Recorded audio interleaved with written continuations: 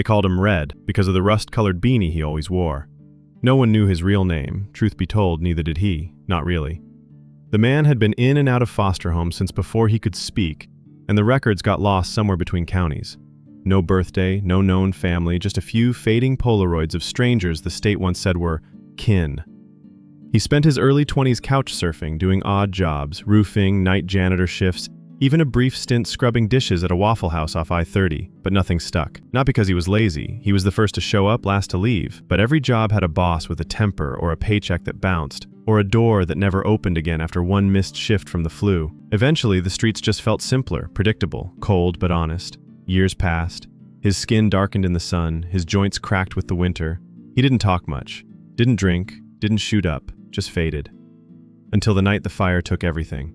He had found a squat in an old abandoned tool shop behind a closed-down strip mall.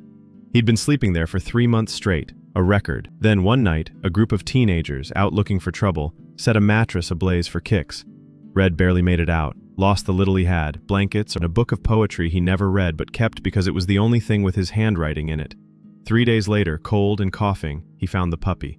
It wasn't a dramatic rescue, no rainstorm, no whimpers under a box, just a stray limping across the parking lot of a gas station where Red was digging through the trash for a half-eaten sandwich.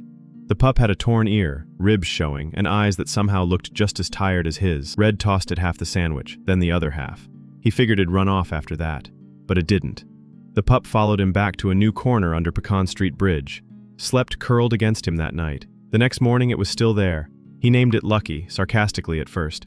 But the name stuck, and so did the dog. Red had never cared for something that couldn't betray him, that couldn't lie or leave or change its mind. Lucky just needed food, warmth, and love, things Red hadn't given anyone, including himself, in years. He started showing up at the shelter, not for himself, but to get food for the dog.